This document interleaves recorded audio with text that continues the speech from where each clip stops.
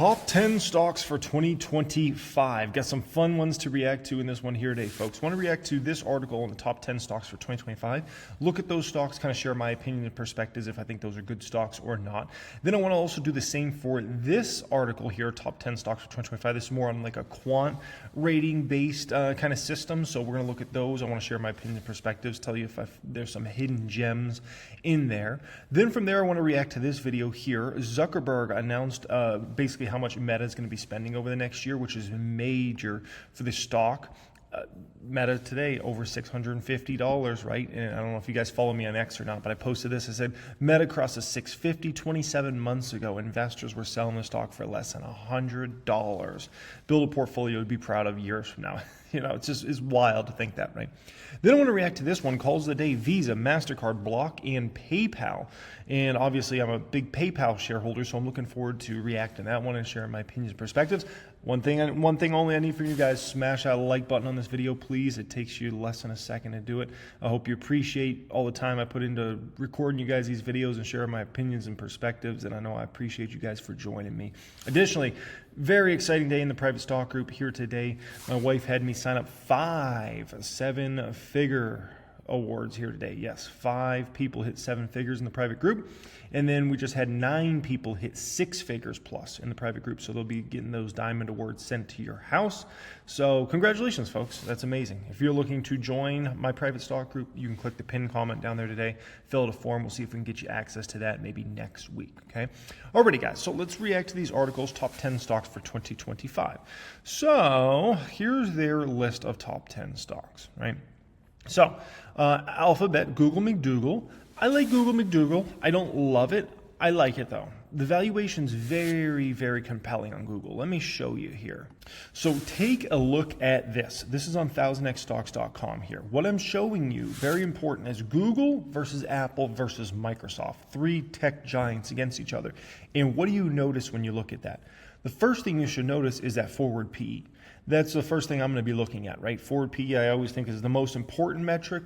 It's one of a billion different metrics that are important when judging a company, but I think forward PE is definitely one of the most important, if not the most important, right? So what I'm seeing here is a Google McDougal is trading at around a 22 forward PE, while Apple's around a 30 and Microsoft's around a 33, right? Which means Google McDougal is significantly undervalued as long as they can outgrow Apple and Microsoft over the coming years, right? And I mean, you look at revenue growth here over the next year, Google's at 14%. Analysts are at 8.5% for Apple. I don't think that's happening. I think Apple's not going to meet those numbers, so do keep that in mind. And Microsoft's around 15%. So we can say maybe Microsoft and Google are going to be growing around the same. So they should be somewhat more close in regards to valuation. Either Microsoft needs to come down a little or Google needs to come up some. So I like Google. I do like Google. I just don't love it. Amazon, Amazing's on, definitely love that one. Obviously, big position for me in the public account. That one should continue to perform well with their e-commerce side of their business. Then they obviously have AWS and then their advertising business, which is a big profit machine for the company. Apple, I don't like Apple. I just, no, there's just better opportunities. And that's really been the same story for Apple for the last several years. It's not that it's a bad company, At the end of the day, if my iPhone breaks, I'm going to go buy another iPhone, right? I'm so kind of stuck in the ecosystem. If I just bought a new MacBook Pro because, my wife's MacBook Air stopped working. So I gave her my old MacBook Pro and then I got a new MacBook Pro. And it's just like, that's kind of Apple's game right now. And so I have a lot of doubts about any sort of major innovation nowadays that Johnny Ive and Steve Jobs aren't at the company. Berkshire Hathaway, solid company. They're going to put up their numbers. Good company. I've owned it in the past. Meta, obviously just a beast. Meta's very undervalued. Very undervalued. That stock's, in my opinion, based upon where I did my projections at recently, the stock's going to $1,000 plus. In a very short amount of time. That's the thing you got to understand. Like, it's not like, oh, Meta's going to be $1,000 someday, like 10 years from now. No. It's going to be there rather quickly. When you run your projections on Meta, which I have been doing work on the projections because we're trying to add an advanced projections right now in 1000X, which is going to be sick, where you're going to be able to take into account share count, dilution, or addition. Like, it's going to be so sick. So I've been working on upgrading the projections feature right now, actually. But as far as Meta goes, like, you run your numbers oh my gosh, like steal deal. The stock will be $1,000 plus likely in the next 24 months. And then we're heading to $2,000 before this decade is at a close.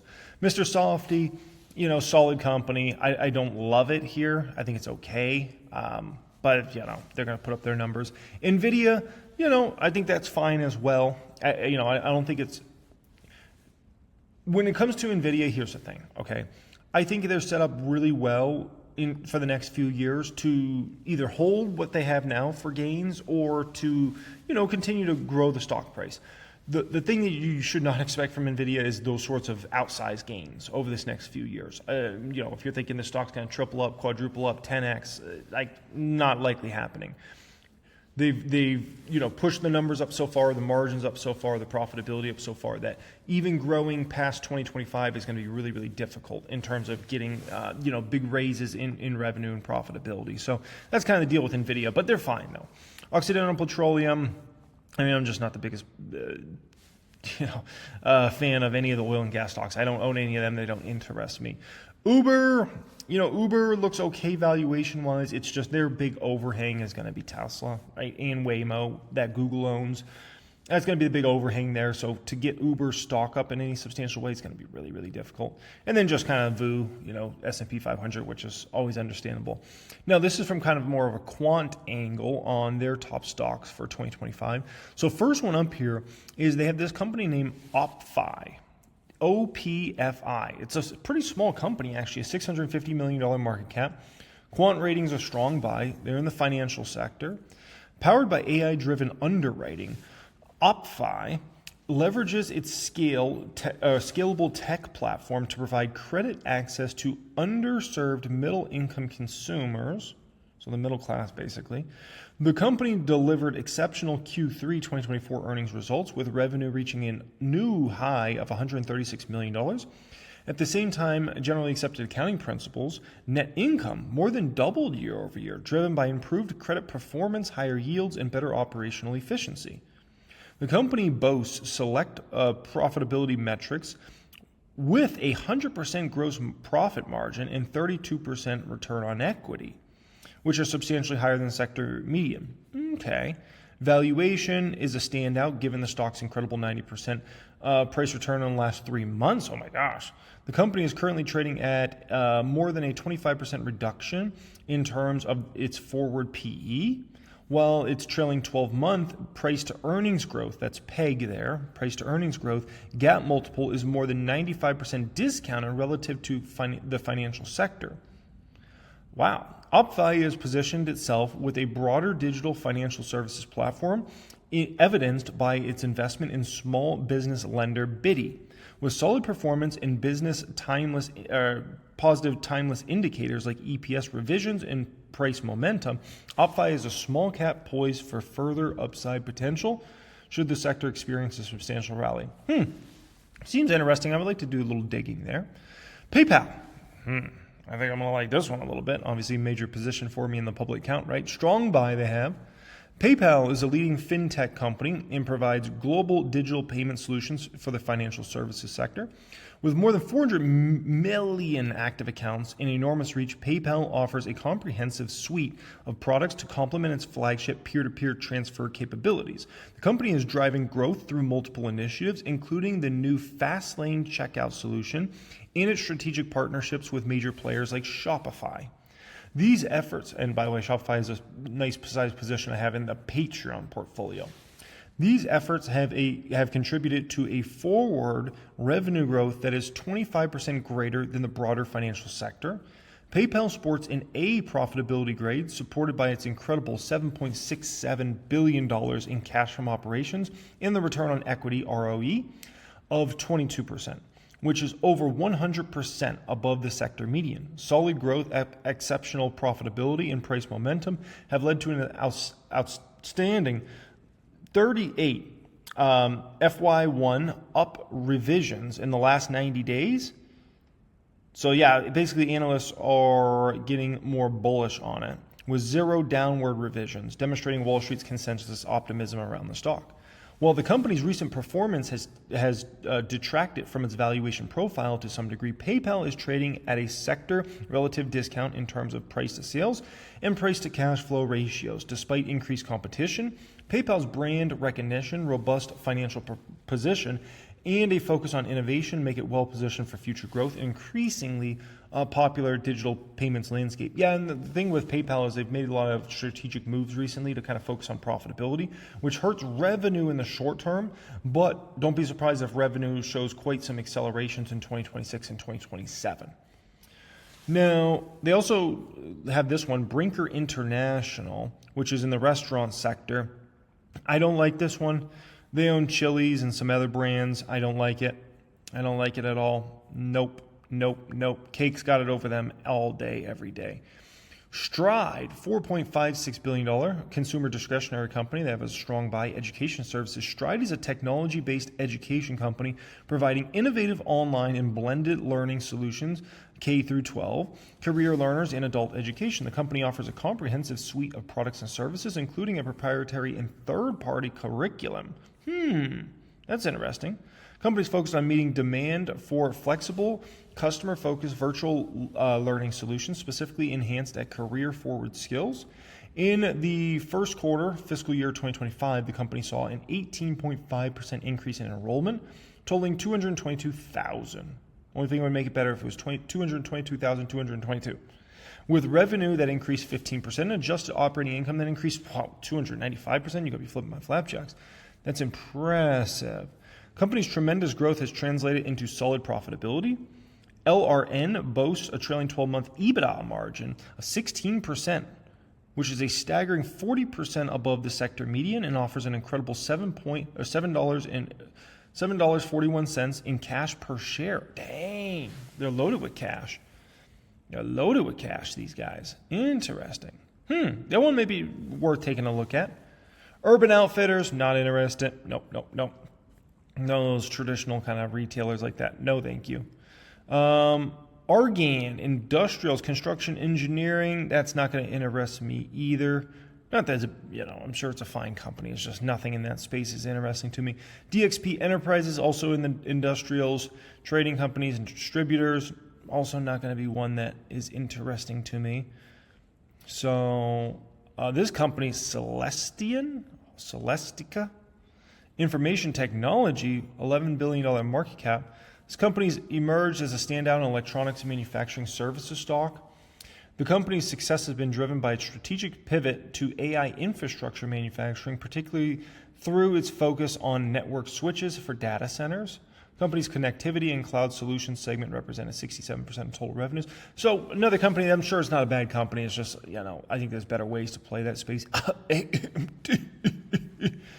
Next one in here, IntApp, strong buy application software.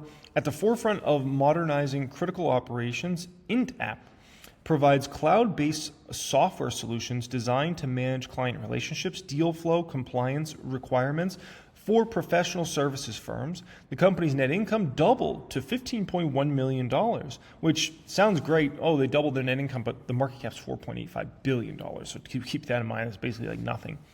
Driven by enterprise client expansion, new AI products contributing to the company's B profitability grade. This company displays other strong fundamentals, in particular an A-plus growth grade supported by a forward revenue growth of about 17% versus the sector around 5%.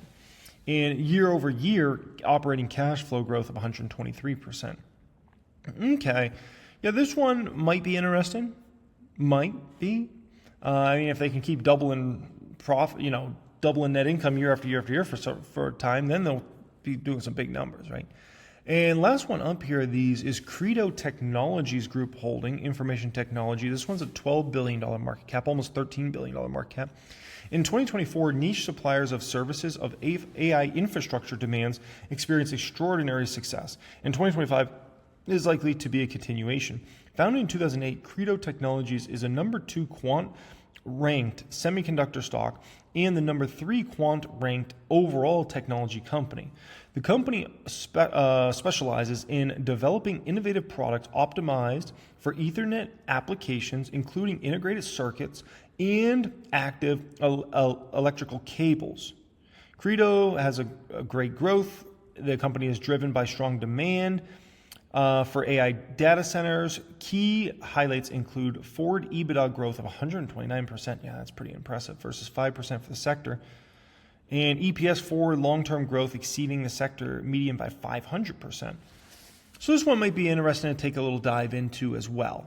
So of these, I would say this one, Credo, would be interesting to take a peek at. Maybe this Int app as well, although, that one's got a long way to go with profitability. I don't know, maybe this company, this Celestica. DXP doesn't interest me. Argan doesn't interest me. Urban Outfitters doesn't interest me.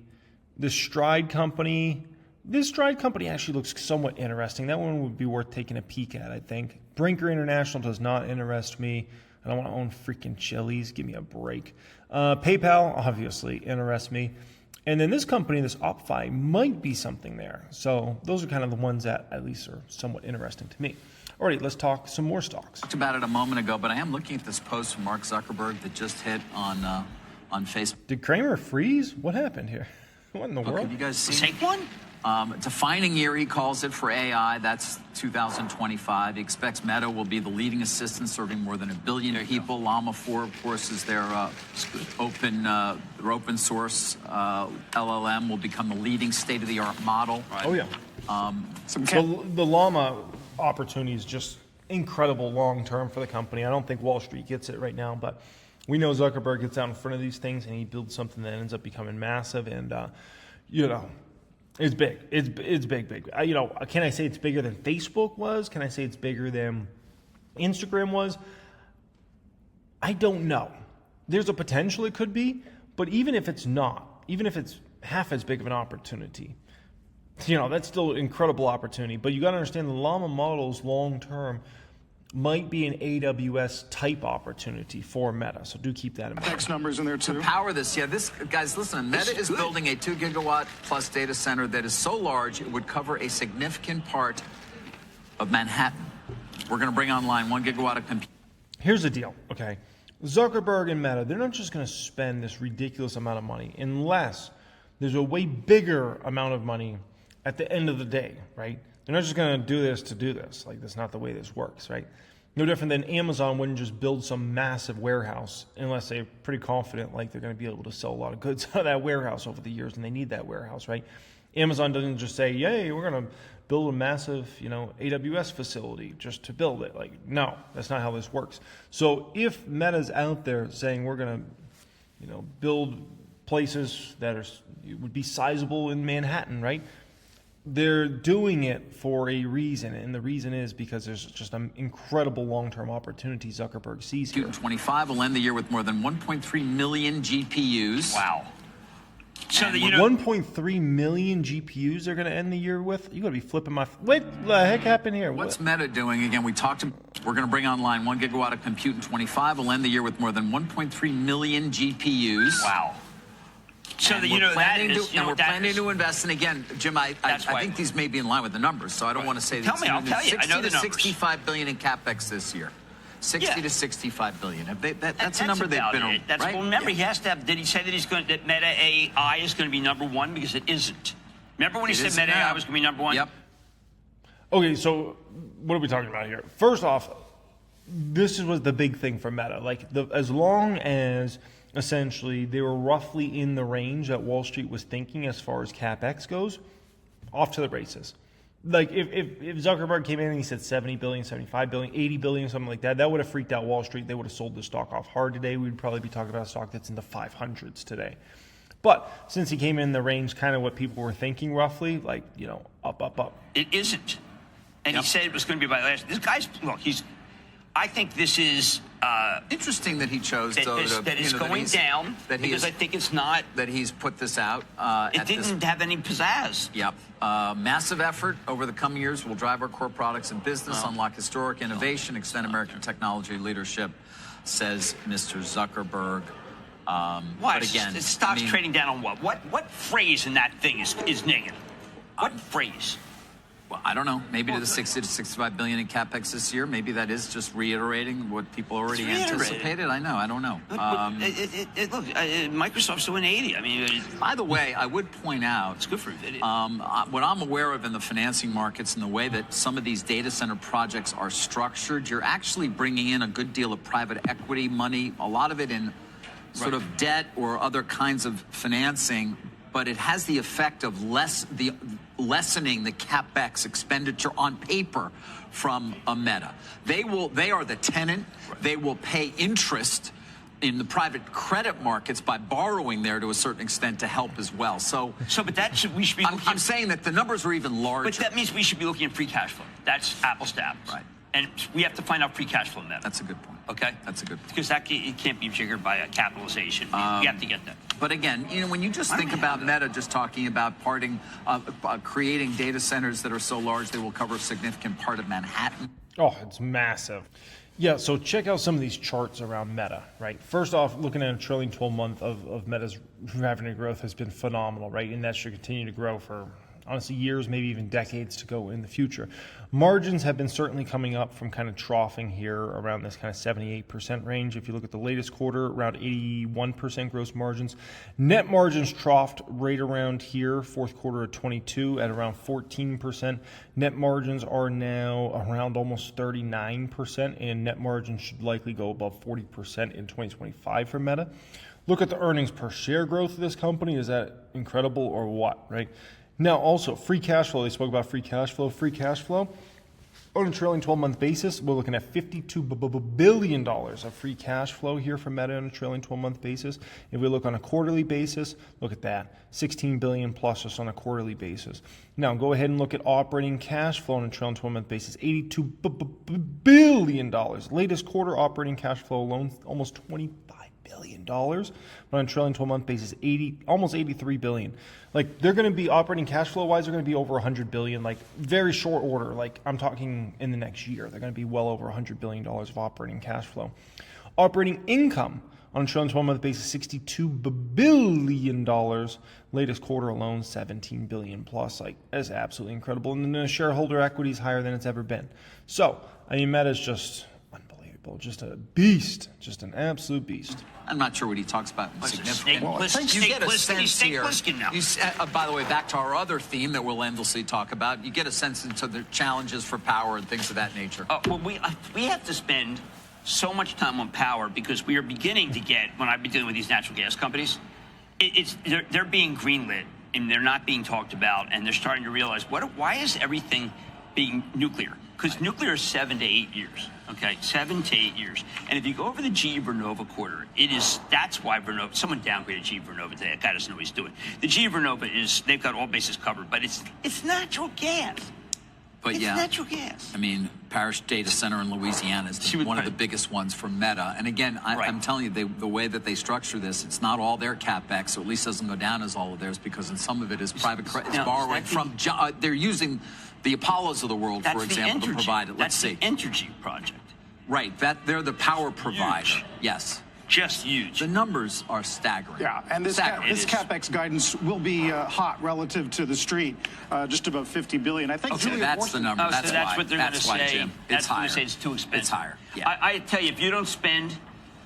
People don't go back over what Jensen said. For every dollar you spend, you get $4 in return. So to me, Microsoft is the leader in this.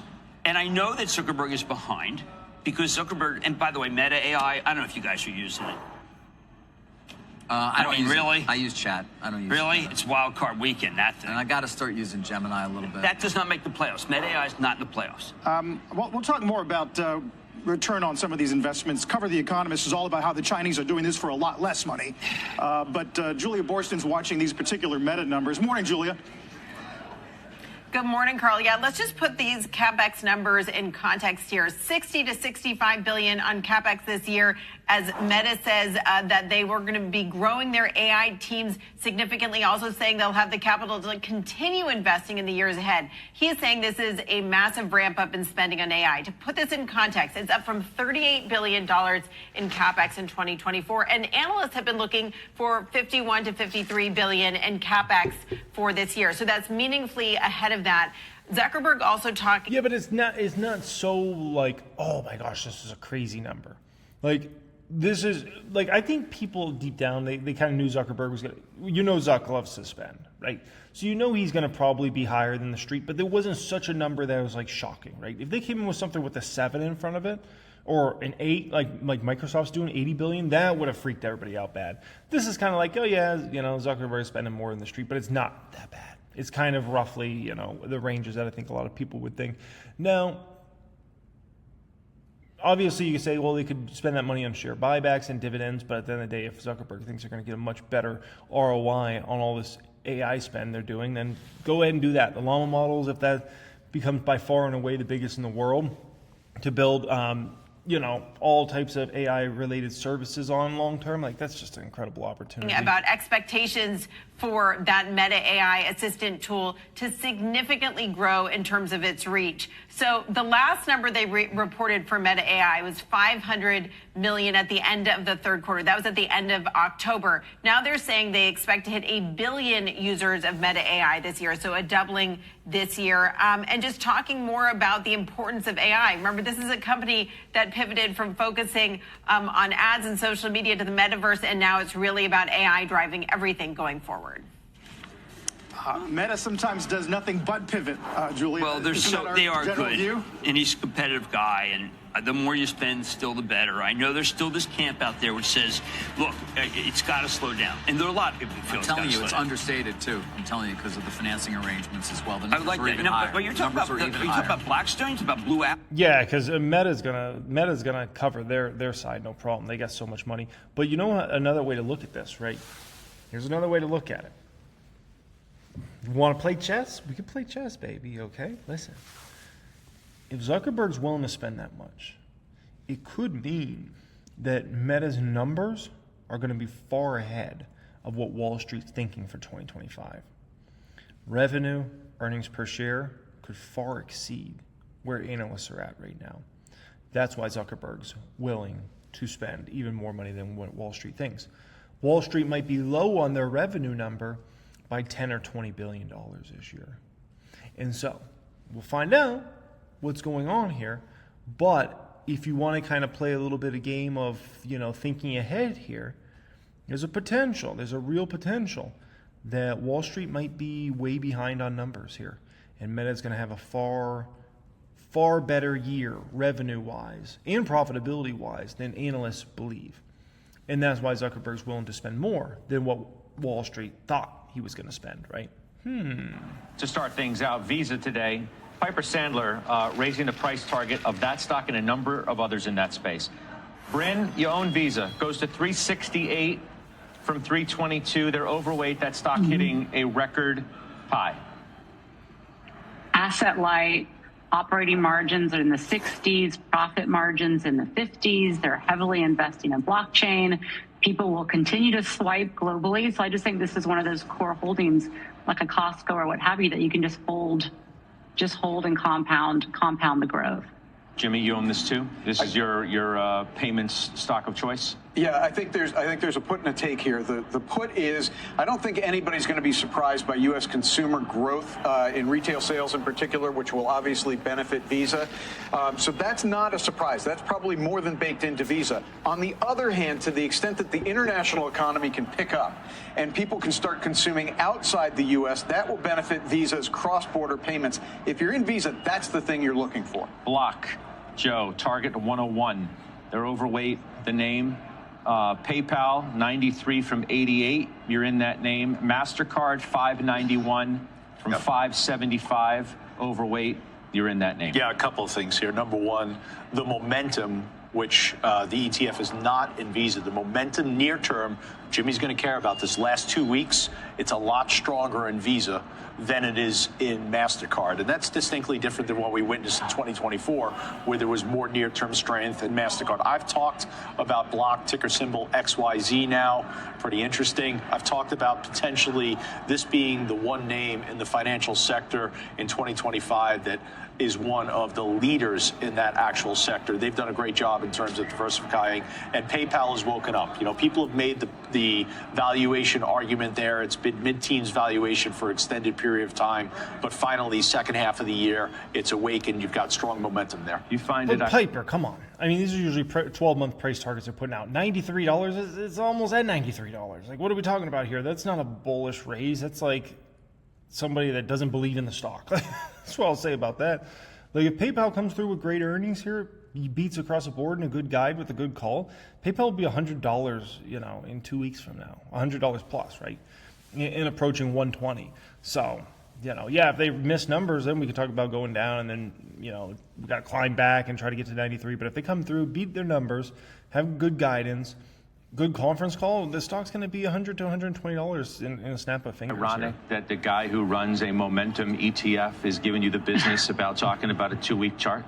Is it just me? Last time I compliment Joe, I'll tell you that. Oh, shit, you come Pat on. him on the back, and Guy what are you runs a doing? momentum ETF. Don't turn your back to this guy. Momentum can turn quickly. I'm just kidding. Everybody knows I love Joe. How could you not love Joe?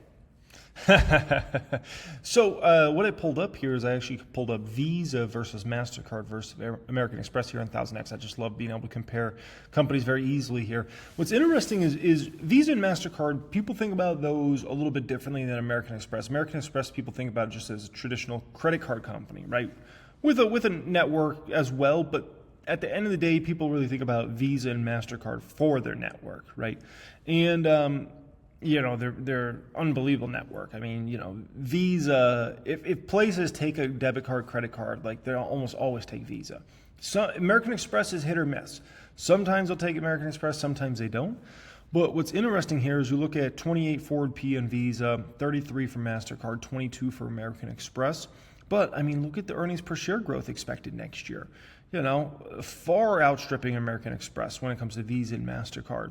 And then you look at next year's expected revenue growth here. American Express is supposed to have a very sleepy year, while the other guys grow double digits. So if that ends up being accurate and analysts are accurate here, like, it makes sense that Visa and MasterCard traded at a much richer multiple than American Express, right? So do keep that in mind.